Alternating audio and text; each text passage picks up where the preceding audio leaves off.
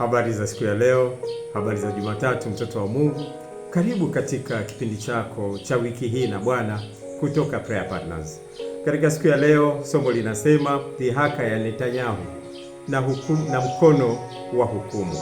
Wapendwa ndugu zangu, vita dhidi ya jina la Yesu kule Israeli si ngeni. Toka Yesu Kristo mwenyewe alivyokuja, ambaye ni Masiha, hata siku hii ya leo. Mapema mwaka 2023 wabunge wawili wa bunge la Israeli walipeleka mswada bungeni.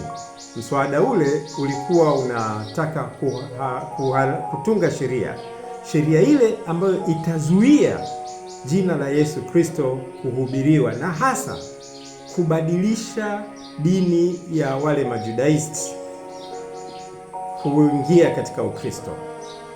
Lakini baada ya kuwa kelele nyingi zimepigwa duniani, na hasa wale Waruteri walioko Marekani ambao wengi wao pia ni kati ya watu ambao wanatoa support kwa Israeli, baada ya kelele nyingi kupigwa, ndipo tarehe 22 mwezi wa 3, mwezi kama huu mwaka 2023, ndipo ambapo waziri mkuu wa Israeli Benjamin Netanyahu akaamua kukataa ule mswada ili kuweza kulinda uhusiano wake na uhusiano wa kimataifa. Lakini leo miaka mitatu baadaye, mwezi huu wa March mwaka 2026, Netanyahu amevuka mstari. Safari hii si mswada tena, bali ni dhihaka ya moja kwa moja kwa Bwana Yesu Kristo.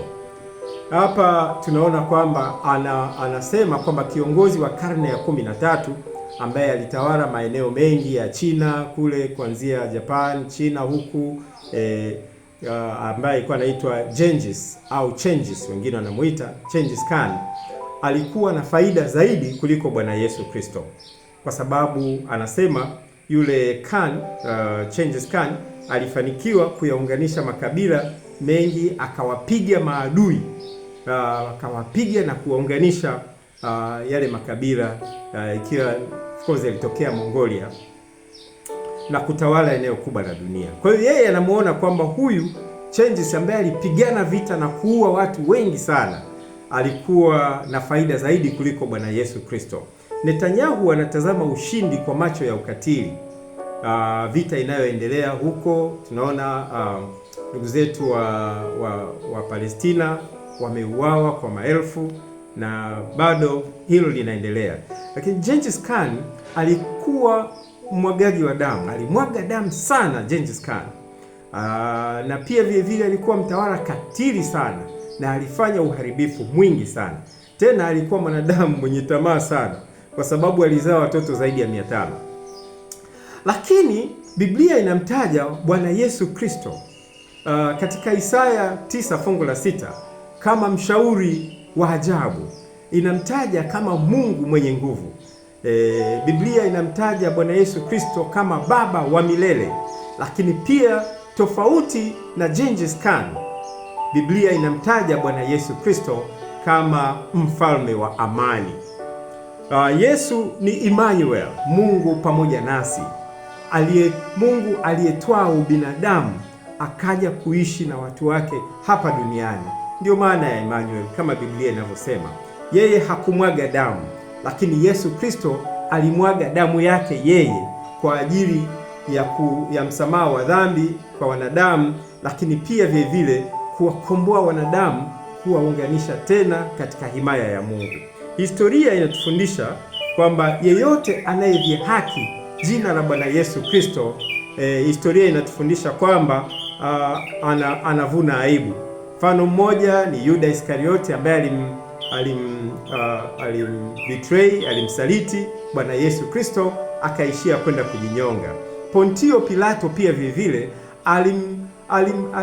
alimtoa Bwana Yesu Kristo aende akasulubiwe huko, hana kosa lolote. Aliondolewa katika nafasi yake muda mfupi baadaye, na akarudishwa Rumi, na akafika kule akawa frustrated sana, akaamua kujinyonga. Lakini tunamwona pia Yusufu Kayafa ambaye pia yeye ndio alioplot ule mpango mzima wa kumuua Yesu Kristo. tunaona kwamba mwaka 36 baada ya Yesu Kristo aliondolewa katika nafasi yake na akawa so disappointed. Tunaona Idi Amin mwaka 1977, Idi Amin alipiga marufuku madhehebu mengi ya Kikristo. Kanisa la Katoliki lenyewe liliendelea, lakini kanisa la Waadventista wa Sabato pamoja na makanisa mengine kama mawili yalipigwa marufuku Uganda, na baadhi ya viongozi wa Kikristo waliuawa. Lakini Idi Amin miaka miwili baadaye aliondolewa katika utawala. Wote tunajua Tanzania ilishiriki kumwondoa dikteta huyu. Lakini angalieni pia matokeo. Siku chache baada ya Netanyahu kufanya dhihaka hii kubwa kwa Bwana Yesu Kristo, miji ya Arad pamoja na Dimona kule Israeli ilipewa kipigo kikali sana ambacho hakijawahi kutokea toka vita hii ianze. Lakini pia vile vile tunaona Urusi pamoja na China na India wakasema waziwazi kwamba wanamsaidia Iran, na vita ikabadilika, gemu ikabadilika kabisa. Neno la Mungu katika Yohana 8 na lile fungu la 24 linasema wazi kabisa, msipoamini ya kuwa mimi ndiye, mtakufa katika dhambi zenu. Genghis Khan alikufa na himaya yake ikafutika, lakini Yesu Kristo ni Mungu aliyekuwako, aliyeko na atakaye kuja. Haya sio maneno yangu, ni maneno ambayo yameandikwa katika hiki kitabu cha Mungu, Biblia. Huyu Bwana Yesu Kristo ambaye Netanyahu anamdhihaki leo ndiye mwenye mamlaka yote mbinguni pamoja na duniani. Na sasa Mungu hadhihakiwi. Kila mwenye jicho atashuhudia hukumu ya Mungu. Bwana akubariki sana. Tuombe. Baba, katika jina lako Yesu Kristo, naomba utusamehe tunapoonekana kukudhihaki wewe, hali wewe umepewa mamlaka yote mbinguni na duniani. Tunaomba Baba utusamehe. Baba, ninaomba ombi la pekee kwa ajili ya mtumishi wako, kwa ajili ya ndugu ambaye anaangalia clip hii katika muda huu. Mbariki Baba katika wiki hii, atembee pamoja na wewe. Naomba sana ukambariki katika mipango yake yote. Na Mungu wa mbinguni, tunakusihi sana walioko katika maeneo ya vita zinayoendelea kule Mashariki ya Kati, wale wanaoliita jina lako upate kuwasikia na upate kuwarehemu. Mungu wa mbinguni, tunaomba upate kuwafanyia wepesi.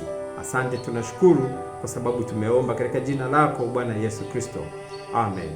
Mungu akubariki sana. Asante sana.